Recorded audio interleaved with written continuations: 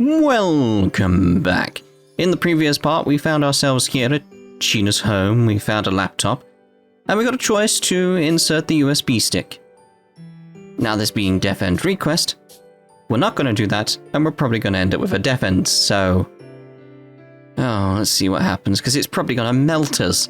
You know, it's a bomb or whatever, so here we go. I can't. It's too dangerous to use right now.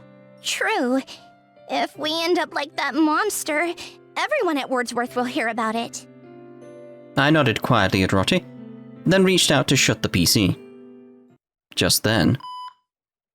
Authentication incomplete. Yeah. What? What's going on? I don't know. An alert similar to the one we heard when we found the laptop at the publisher went off. I started to panic. We hadn't even touched the computer. Why was it engaging in security protocol? Unauthorized user detected. Commence degrade. Just then the laptop lit up. It appeared that the authentication process did not depend on whether or not it was powered on. This time the laptop powered itself on, leading me to believe there was no protection. I feared touching it would only make things worse. But it seemed like I was wrong. It was commencing security protocol. I was confronted with a choice. I could leave or I could try to slip the USB stick inside. I had a split second to regret my decision in my final moment. Roddy, get out of here! What do you mean? I can't just leave you here! No. It's too late. I was blinded by an intense flash. My vision turned white. I was being disintegrated. My mind left my flesh. Yay! Oh! Well, that's nice, isn't it? You get a back to last choice. Rather than, like, having to restart and load a save, go back. So it's like, okay.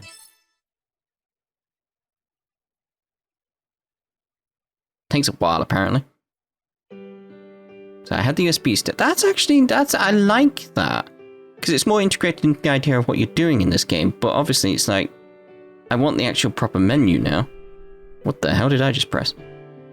Yeah, because I want to see if we got anything for getting the wrong ending sort of thing. You know how it was in the first game. So I had the USB stick.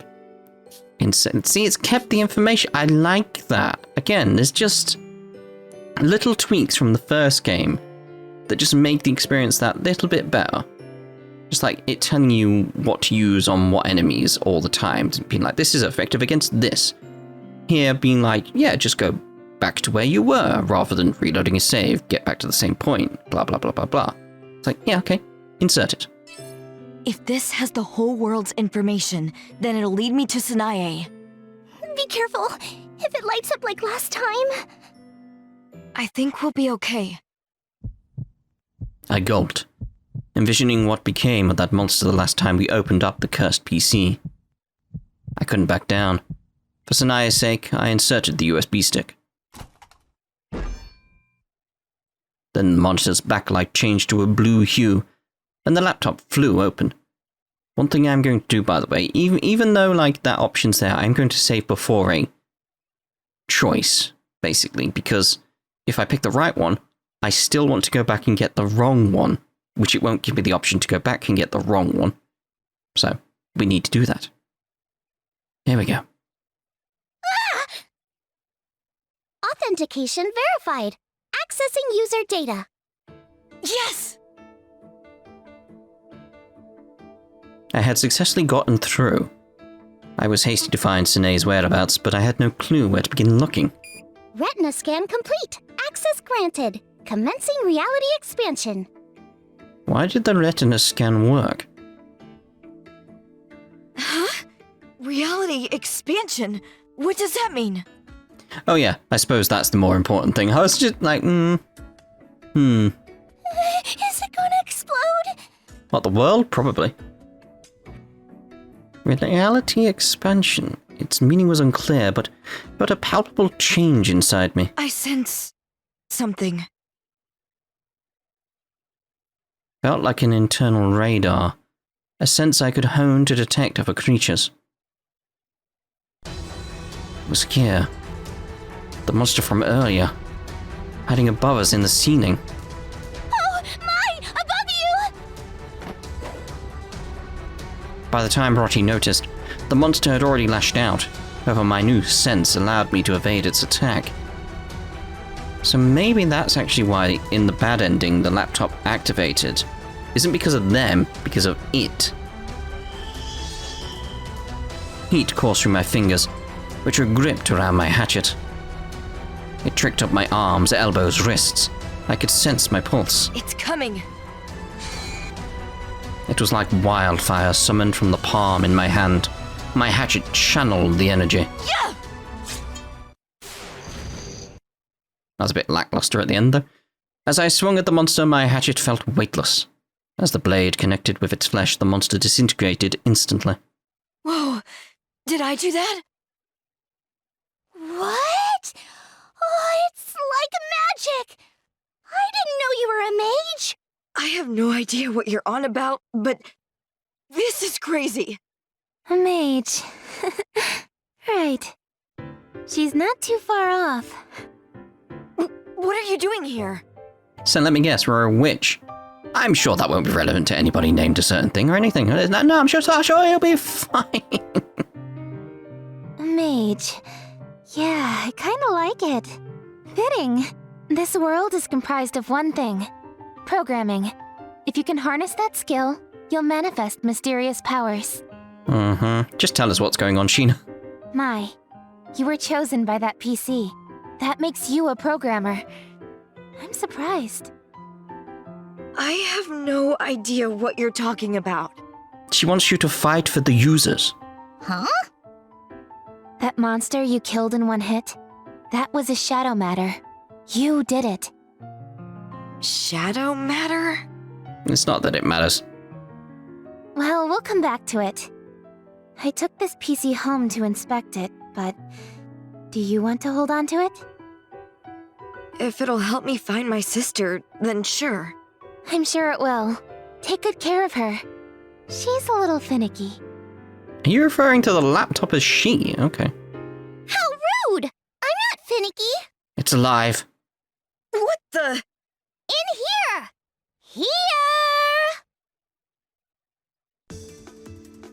Oh! Yeah. I peeked at the monitor, and there was this avatar of a small girl bouncing up and down as she waved.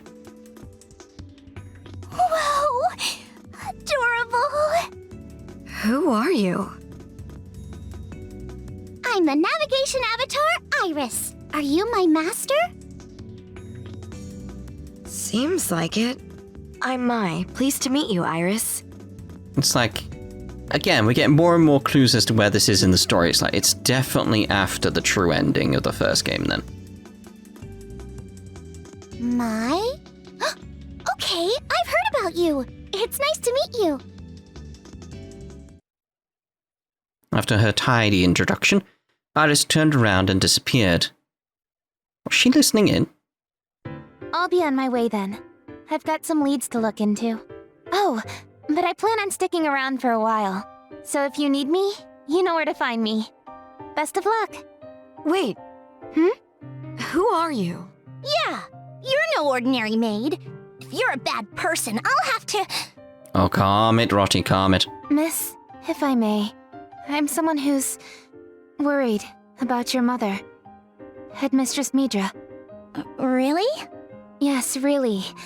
I asked that you keep the magic a secret between us three for a bit. Okay?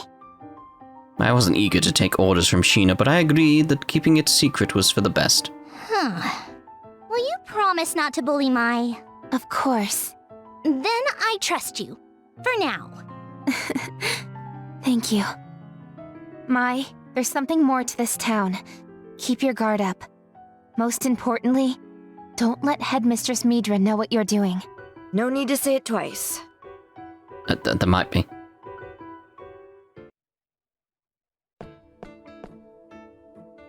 I was hesitant to trust Sheena fully. Even after we departed from her house, my suspicions lingered. She's so mysterious. You think we can trust her? I mean, it's that certain thing of like, my instincts are to say yes.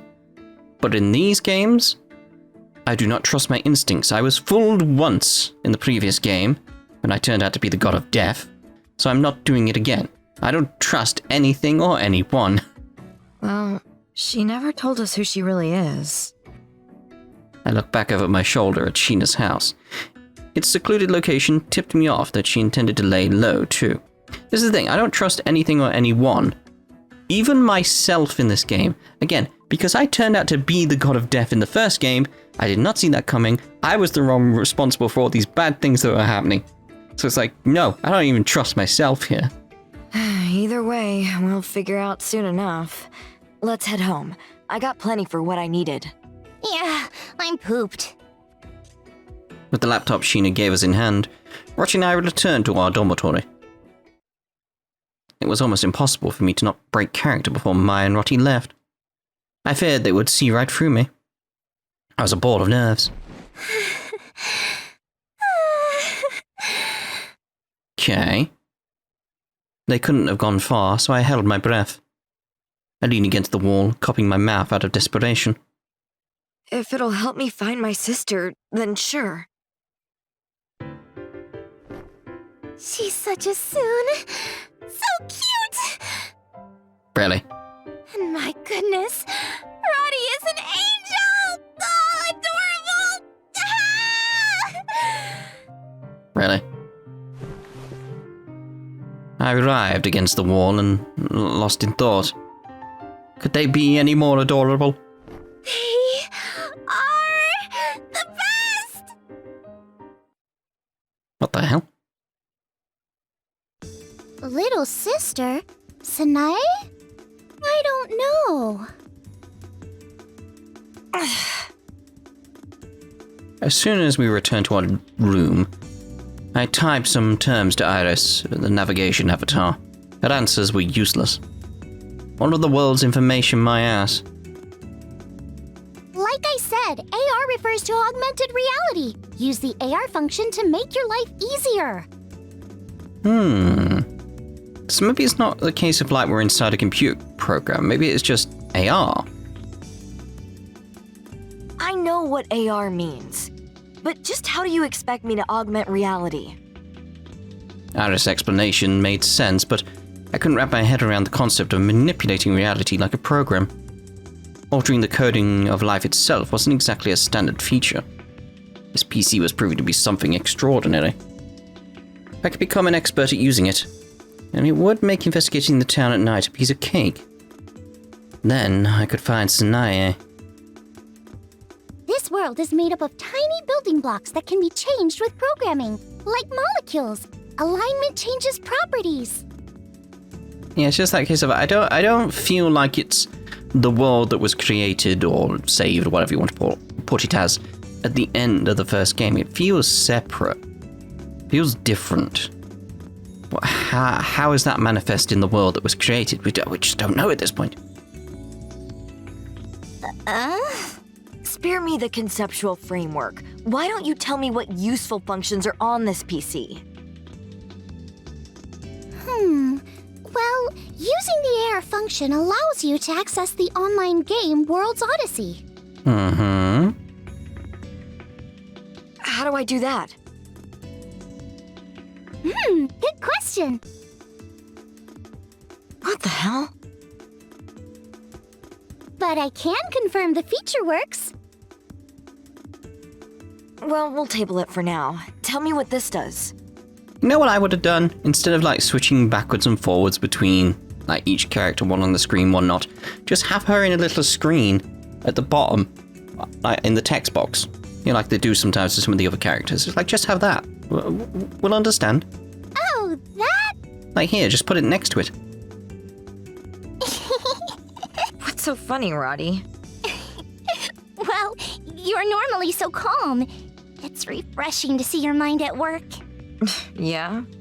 Whatever you're talking about with her sounds like gibberish. But it's nice to see you happy. Elstrain, thanks be Lord. Rotti clasped her hands together a few inches in front of her heart, muttering soft words of appreciation. I don't know what she's talking about. Oh, I was gonna be like, ask Iris what Elstrain is.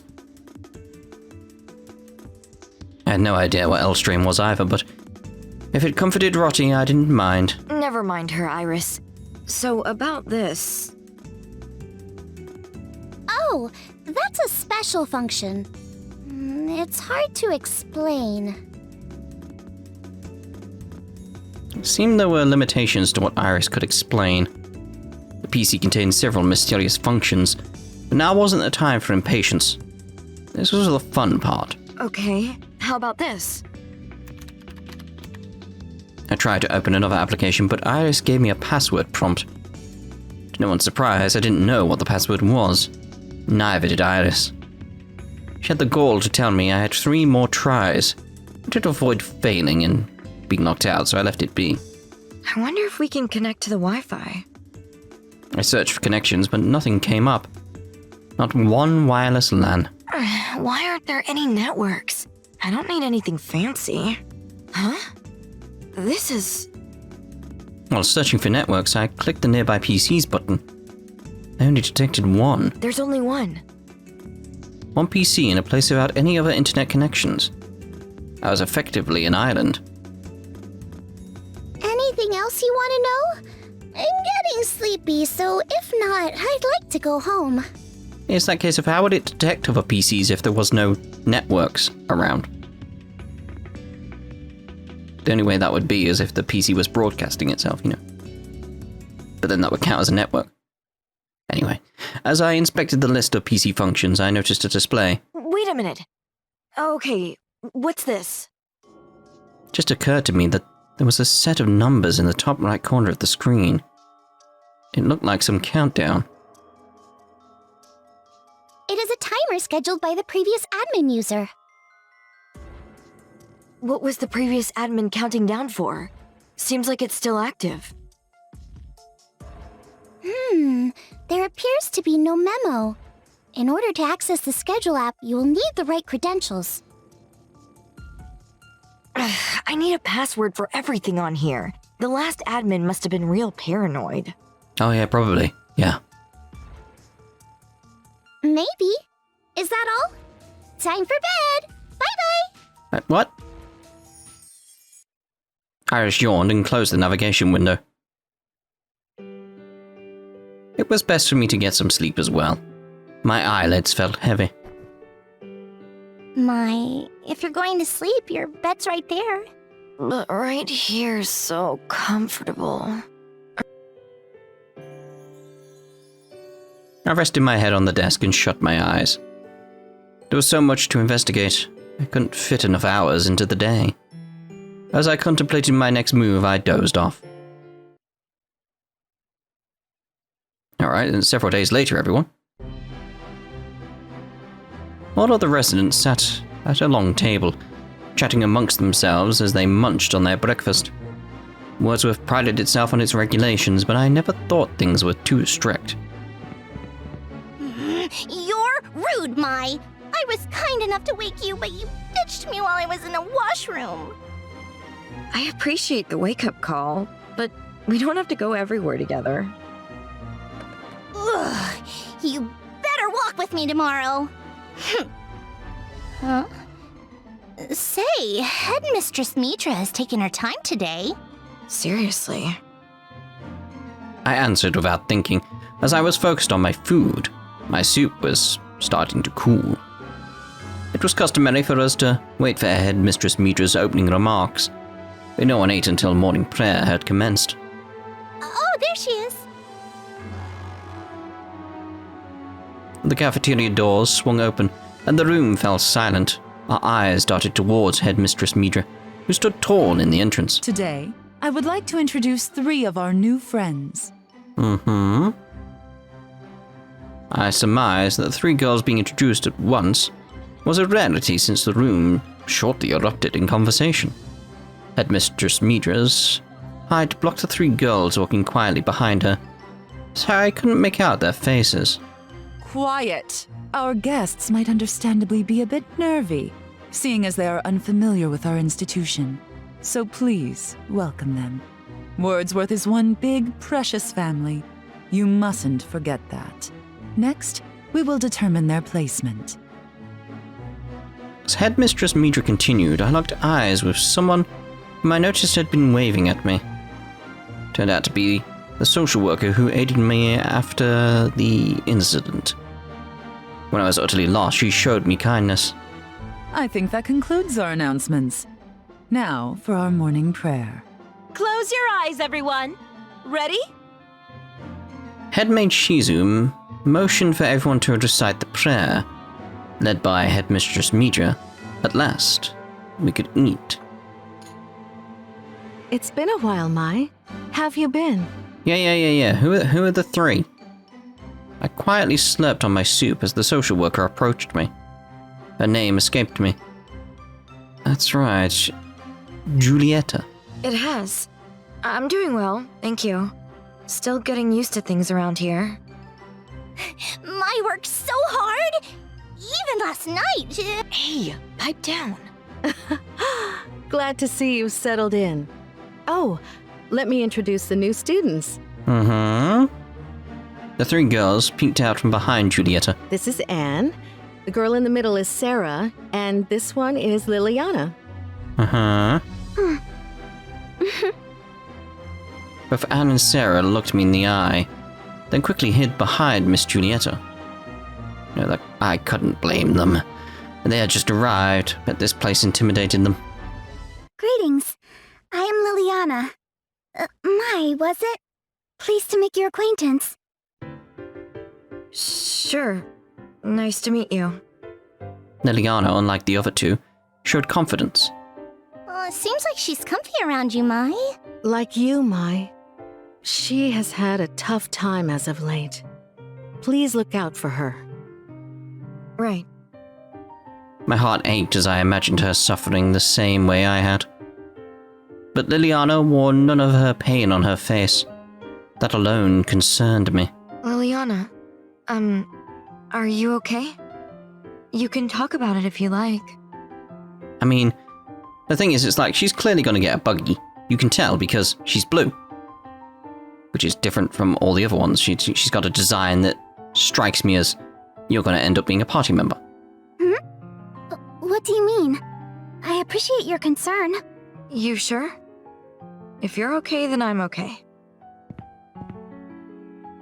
As we exchanged pleasantries, Headmistress Midra approached me. Mai, good to see that you and Liliana are now acquainted. Splendid. Be a dear and show her around later. Okay. Oh, no fair, Mai! I'm coming too! Tonight we will be hosting a welcome soiree for the three girls. I shall leave Liliana with you two. Now, Anne, Sarah, follow me. I'll introduce you to some of our other residents. Headmistress Midra delivered her orders, then spun around on her heel as she walked away, leaving Liliana with us. A welcome soiree? I never got a party. I began to wonder if I was welcome here at all. I have a habit of taking things negatively. One of my more unsavory habits. Don't take it personally, Mai. What? It has nothing to do with you. Sometimes we throw welcome parties, other times we don't. Don't let it bother you. Okay. Roddy's words flustered me. Partly because I felt vulnerable, exposed really, but mostly because I was unaccustomed to kind words like hers. But if it still bothers you, I'll personally throw you a welcome party. One to remember. Oh, thanks, but no thanks. See you around, Liliana. You're a tough nut to crack, Mai. But that's what makes you wonderful. Yeah. Let's go with the back alley. Hey, Mai. Can we try going to that shop next time? What do you think? Hey, Rotty. Doesn't that look more interesting? Near the shop Rotty was talking about was Sarah. Well, it'd be more like Sarah. I've got to try and say it differently from Sarah, because there's a Sarah now, so... They seem to be sneaking around, hiding by the building, which is going to get confusing, because we've got a Sarah, and also my girlfriend is called Sarah, who's the voice of Lydia. It's going to be fun. Oh, you mean Sarah? I suppose it does seem interesting, but I really wanted to spend time with you. You don't have to. I ripped Rottie off my arm as she was clinging to it and started walking towards Sarah, who seemed to be acting rather strangely.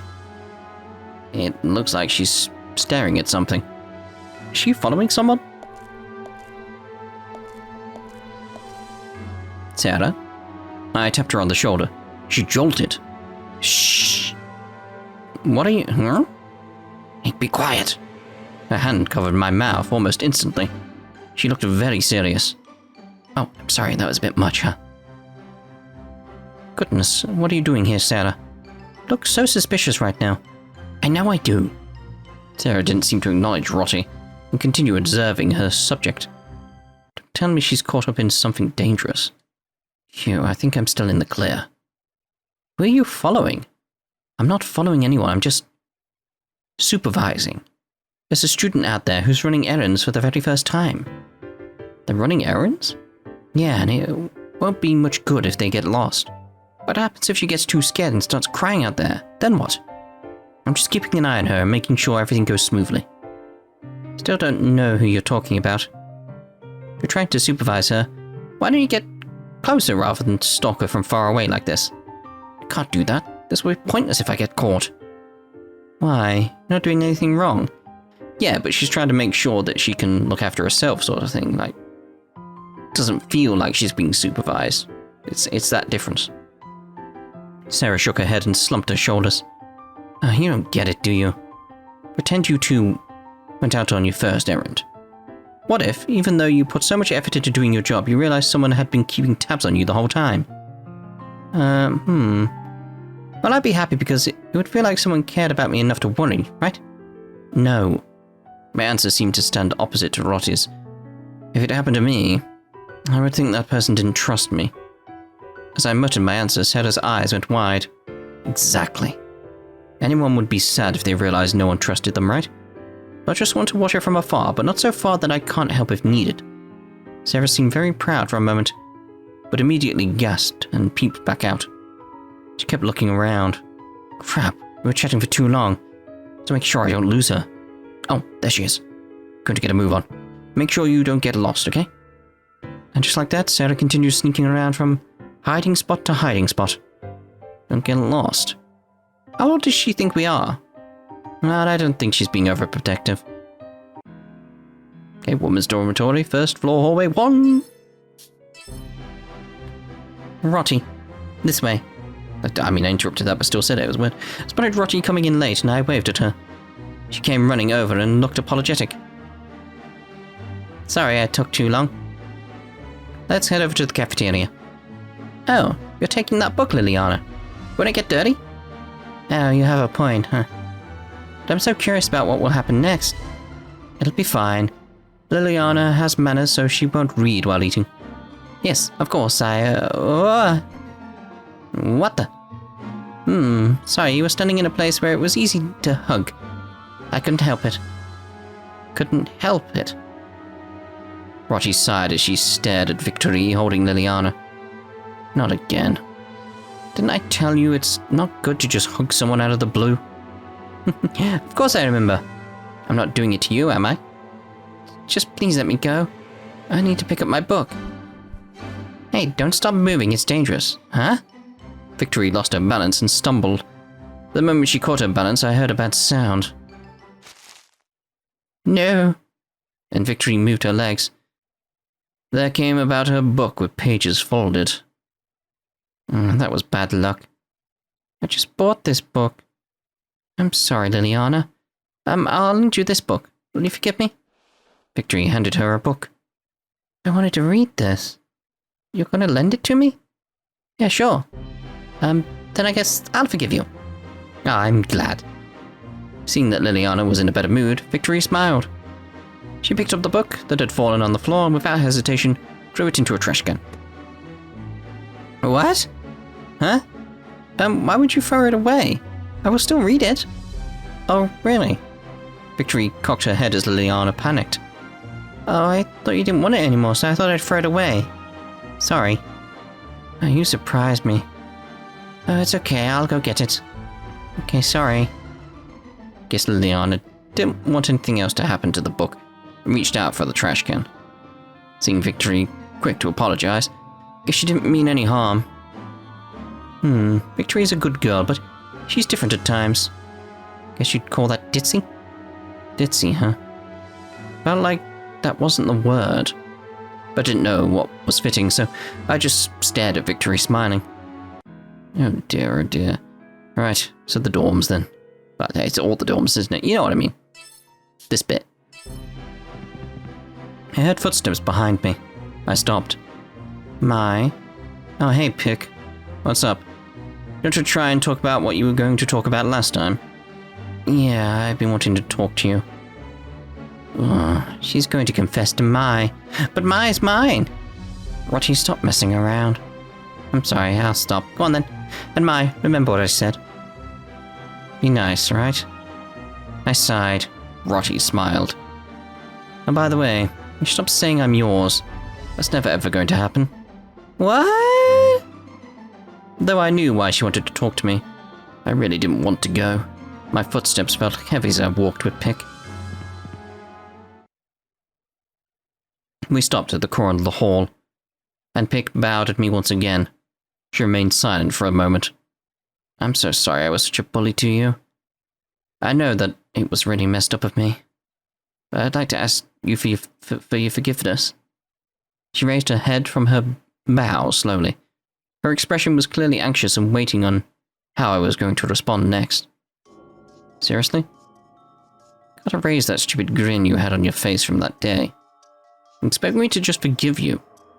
You're really selfish, aren't you? No, you've got it all wrong. I wasn't bullying you because I wanted to. I didn't want to do it. I stared at her, my silent gaze beckoning her to continue. Her voice cowered as the words began to spill out. Vina terrifies me. I couldn't defy her. If I didn't look like I was having fun, she would have noticed and brought it up to me later. I was really mortified. If I didn't do what Vina said, who knows what she would have done to me. It was just... Alright, I get it. What a waste of time. Pick's words were centered on herself. All she wanted was to walk away from this without a guilty conscience. I got tired of listening to her and just cut the conversation short. Pick looked at me. Her eyes seemed hopeful. Does that mean you'll forgive me? Sure, whatever. Are we done? Okay, thanks, Mai. Pick, now beaming, practically skipped away. Was this how she apologized to Rotti? So nice of you. Seems you two were able to make amends. I shook my head as I approached Rotti, who was, as usual, welcoming me with a smile.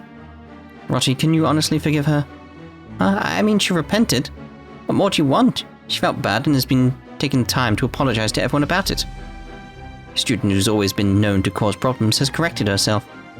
I'm sure even my mother would be proud of that. It's that case of like, that's only the first step, though, in an apology. It's not that case of like, oh, you apologized, well, I trust you completely. It's like, no, you apologized. Now it'll take time to see if you don't repeat yourself, to see if your apology was sincere.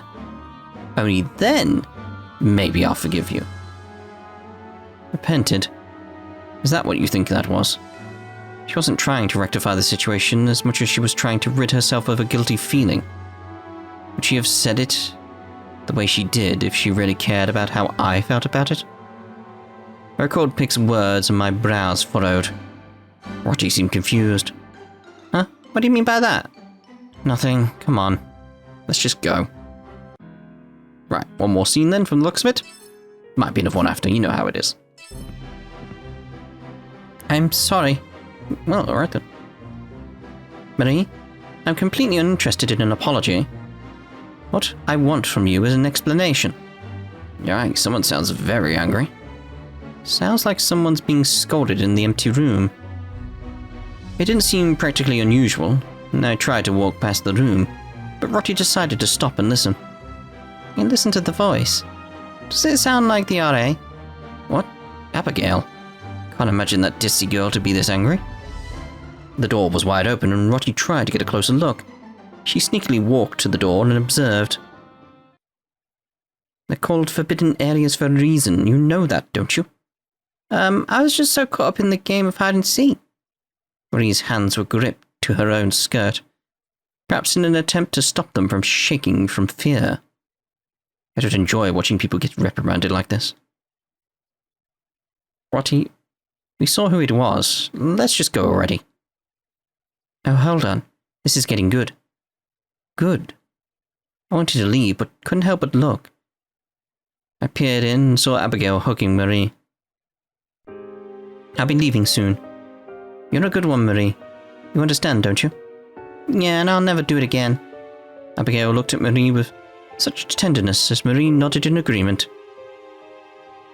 The RA is usually very ditzy. When she sees someone doing something potentially dangerous, she becomes very impassioned. And after having a serious chat, she would always offer forgiveness just like this.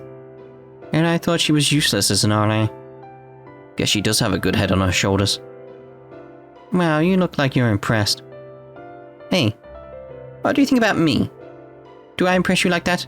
You love me, right? Why would you even try to steal the moment like that? Come on, let's go.